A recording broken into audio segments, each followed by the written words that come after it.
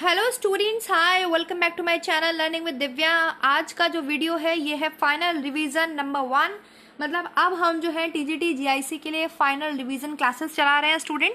यहाँ पर बस आपको वन वर्ड में फटाफट से एक नज़र में रिवाइज कर लेना है, जो कि आपको बहुत हेल्प करेगा आपके नोट्स को स्ट्रॉन्ग बनाने में और आपकी स्टडी को स्ट्रॉन्ग बनाने में। तो ठीक है, तो ये फाइनल रिवीजन है, ये पार्ट 1 है। आप लोग इसको पसंद करेंगे तो मैं ऐसे और भी पार्ट्स अपलोड करूंगी आपके पूरे एग्जाम तक, ठीक है, और ये बहुत हेल्प करने वाले हैं आपको। तो चलिए फिर स्टार्ट कर लेते हैं स्टूडेंट। हम देख लेते हैं पहला क्या फाइनल रिवीजन में पहला पार्ट क्या है। तो नंबर 1 है आपके जीवाणु जनित रोग। जितने भी आपके बैक्टीरियल डिजीजेस होती हैं, जीवाणु का मतलब होता है बैक्टीरिया, कौन कौन से रोग होते हैं और उनके वाहक जीवाणु मतलब कौन कौन से कॉजिंग एजेंट होते हैं, कौन कौन से कॉजिंग बैक्टीरिया होते हैं जिनकी वजह से ये बीमारियां होती हैं। तो नंबर 1 है आपके टिटनेस। टिटनेस आपके क्लोस्ट्रीडियम टेटनी की वजह से होता है। हैजा विब्रियो कॉलरी की वजह से होता है। टाइफाइड साल्मोनेला टाइफी की वजह से होता है। क्षय रोग मतलब टीबी, इसे यक्ष्मा भी बोलते हैं हिंदी में। माइकोबैक्टीरियम ट्यूबरक्लोसिस की वजह से होता है। डिफ्थीरिया कोर्नी बैक्टीरियम डिफ्थीरी की वजह से होता है। और ये सब क्या है? ये सब जीवाणु जनित रोग है, बैक्टीरिया से होने वाली बीमारी है। प्लेग। प्लेग आपके जो है पास्चुला पेस्टिस या यर्सीनिया पेस्टिस से फैलता है। काली खांसी जिसे आप वोपिंग कफ भी बोलते हैं। बॉर्डेटेला पर्टुसिस या बी पर्टुसिस भी आप इसे बोल सकते हैं, या लिखा भी मिल सकता है आपको बी पर्टुसिस, बॉर्डेटेला पर्टुसिस, ठीक है। दोनों बातें बिल्कुल सही है। Pneumonia, Streptococcus pneumoniae. निमोनिया का कॉजिंग एजेंट क्या है? Streptococcus pneumoniae. और निमोनिया भी आपके जीवाणु जनित रोग है, जबकि जुकाम आपके क्या है? वायरल डिजीज है, ठीक है। Code Mycobacterium leprosy. गोनेरिया नाइसेरिया गोनेरियाई। और इसके अलावा कोड का मतलब होता है लेप्रोसी, ठीक है, जो कि माइकोबैक्टीरियम लेप्री कॉजिंग एजेंट होता है, जिसकी वजह से कोड होता है। और सिफिलिस। सिफिलिस बिल्कुल आपके एड्स की तरह एक बीमारी होती है, ट्रोपेनामा पैलिडम, ठीक है, ये भी इसका जो है कॉजिंग एजेंट है। समझ में आ गया? तो ये बात हो गई हमारे जीवाणु जनित रोग की। एक जगह सारी बीमारियां हैं, आपको उसके कॉजिंग एजेंट देखने के लिए मिल गया। नेक्स्ट है आपके विषाणु जनित रोग, मतलब वायरस से होने वाली बीमारियां। तो इसमें आपके है एड्स। एड्स एचआईवी वायरस से फैलता है। पोलियो एंटीरो वायरस से फैलता है। इन्फ्लुएंजा ऑर्थोमिक्सो वायरस से फैलता है, ठीक है, ऑर्थोमिक्सो वायरस। चेचक वेरियोला वायरस से फैलता है। चेचक जो है आपकी वेरियोला वायरस से फैलता है। छोटी माता जिसे आप चिकन पॉक्स कहते हैं, स्मॉल पॉक्स कहते हैं, वेरिसेला वायरस से फैलता है। खसरा जो है आपके पैरामिक्सो वायरस से फैलता है। खसरा का वायरस क्या है? Paramyxo virus. रेबीज जिसे आप हाइड्रोफोबिया भी बोलते हैं, जल भय भी बोलते हैं, वो रेप्डो वायरस या रेट्रो वायरस जो भी हो सकता है, रेप्डो वायरस ही बोलते हैं इसे।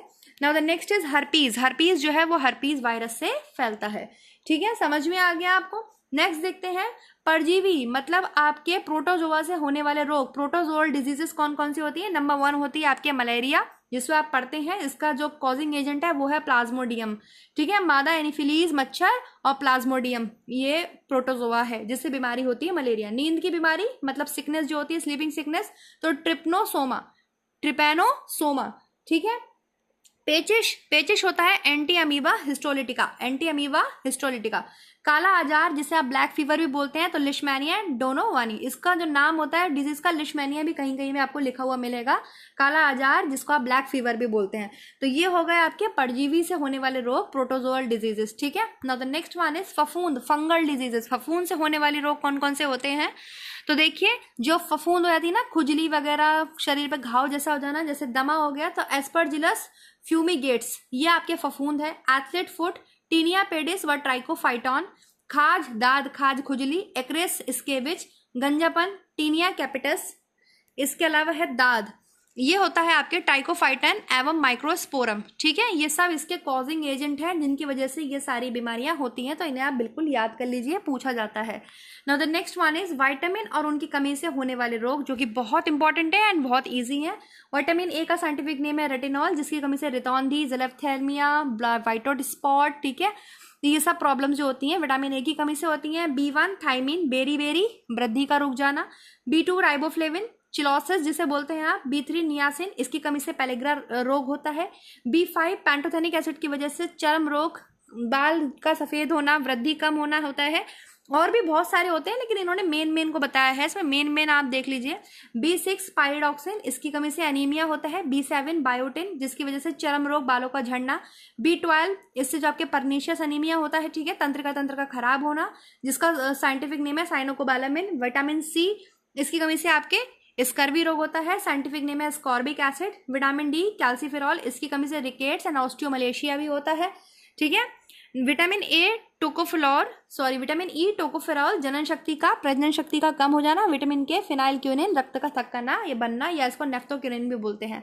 ठीक है, समझ में आ गया। तो ये एक नज़र में आपने देख लिया विटामिन और उसकी कमी से होने वाले रोग। चलिए नेक्स्ट देखते हैं पोषक तत्व और उनके सोर्सेज। कार्बोहाइड्रेट आपको कहाँ से मिलता है सबसे ज़्यादा? कार्बोहाइड्रेट आपको गेहूँ से, CHO कार्बोहाइड्रेट्स आपको जो है सबसे ज़्यादा गेहूं से, चावल से, मक्का से, बाजरा से, आलू से, शकरकंद से। जितने भी सीरियल्स होते हैं they are rich in carbohydrates. Okay, and इसके अलावा जितने भी आपके रूट्स वेजिटेबल हैं लाइक आलू हो गया, स्वीट पोटैटोज हो गया, ये भी बहुत ज़्यादा स्टार्च में और कार्बोहाइड्रेट्स में रिच होती हैं। विटामिन ए आपको किस में मिलता है? दूध, अंडा, पनीर, हरी सब्जियां। ठीक है, ग्रीन लीफी वेजिटेबल्स, इन्हें GLVs को हरी सब्जियां बोलते हैं। और आपके हरी पत्तेदार सब्जियां और जितनी भी लाल और पीले रंग के फल और फ्रूट्स होते हैं। ठीक है, इसके अलावा दूध, अंडा, पनीर। विटामिन बी मूंगफली, अंडा, मांस, हरी सब्जी, अंकुरित अनाज, टमाटर, दूध, इससे आपके विटामिन बी भी मिलता है। फॉलिक एसिड आपके मिलता है लीवर से, हरी सब्जियों से, अंडा से, सेम से। विटामिन सी जितने भी खट्टे फल होते हैं तो सब आपके सामने हैं। विटामिन डी मछली का तेल सूर्य के प्रकाश से संश्लेषण होता है, मतलब विटामिन डी आपके बॉडी में ही होता है लेकिन सूर्य के प्रकाश में एक्टिवेट होता है। ठीक है, इसके अलावा अंडा। फिर विटामिन ई गेहूं, अंडे की जर्दी, सोयाबीन तेल आदि जो भी होते हैं विटामिन ई के बहुत रिच सोर्सेज होते हैं। विटामिन के टमाटर, हरी सब्जियां, और ये आपके आंतों में भी बनता है। ठीक है, इसके अलावा सोडियम मछली, मांस, अंडे, नमक। सोडियम किससे पाया जाता है? मछली, मांस, अंडे, नमक में पाया जाता है। पोटेशियम सभी खाद्य पदार्थों में। कैल्शियम दूध, पनीर, साबुत अनाज, फल। लोहा जितना भी आप जो ब्रांड वाला आटा होता है ना, ज़्यादा चोकर को नहीं फेंकते, वो आटा, कलेजी, पालक, हरी सब्जियां, मेथी, ये सब आपके आयरन के रिसोर्सेस हैं। आयोडीन मछली में पाया जाता है, आयोडीन आयोडाइज सॉल्ट में पाया जाता है। मैग्नीशियम सब्जी में, अनाज में, दूध में पाया जाता है। प्रोटीन दूध, अंडे और दालें। जितनी भी वेजिटेरियन और नॉन वेजिटेरियन डाइट्स होती हैं, मांस, मछली, अंडा, उसमें सब में प्रोटीन पाया जाता है। ठीक है, समझ में आ गया। तो ये एक नज़र में आपने देख लिया सोर्सेज एंड जो भी थे आपके पोषक तत्व। द नेक्स्ट वन इज विज्ञान की प्रमुख शाखाएं और संबंधित विषय। इससे भी पूछा जाता है। जैसे हम अनाटमी की बात करते हैं, ह्यूमन अनाटमी, जिसमें आप क्या पढ़ते हैं? शरीर की आंतरिक संरचना से संबंधित विज्ञान। Skeleton system, respiratory system, circulatory system, nervous system, reproductive system, cell, tissues, there, सब ये जो है ह्यूमन अनाटमी में आता है। मैंने सब कुछ पढ़ाया हुआ है। एंथ्रोपोलॉजी मानव के विकास, रीति रिवाज, इतिहास, इससे संबंधित होता है। खगोल शास्त्र तो आपको पता ही है, खगोलीय पिंडों का अध्ययन कराता है। एस्ट्रोलॉजी जिसको आप क्या बोलते हैं? ज्योतिष शास्त्र। ठीक है, कॉस्मोलॉजी किससे रिलेटेड है? समस्त ब्रह्मांड का अध्ययन जो है कॉस्मोलॉजी में करते हैं। एंटोमोलॉजी में आप कीट पतंग का करते हैं। जियोलॉजी में भूगर्भ विज्ञान का अध्ययन करते हैं। हाइड्रोपैथी में पानी से रोगों की चिकित्सा पद्धति, कि भाई हाइड्रोपैथी है। होलोग्राफी लेजर पुंज की सहायता से चित्र बनाने वाली एक विधि है। न्यूरोलॉजी तो आपको पता ही है, आपके नर्वस सिस्टम से रिलेटेड है, उसका अध्ययन किया जाता है। ऑस्टियोलॉजी में आपके हड्डियों का अध्ययन किया जाता है। माइकोलॉजी में कवक, ठीक है, कवक क्या? फंगस ना। एपीकल्चर मधुमक्खी पालन। सेरीकल्चर कच्चा रेशम, वही सिल्क प्रोडक्शन। पिसीकल्चर आपकी क्या हो गया? मछली पालन। ऑरिंथोलॉजी पक्षियों का अध्ययन। इक्थियोलॉजी मछलियों का अध्ययन। डेंडोलॉजी झाड़ियों का अध्ययन, वृक्षों का अध्ययन।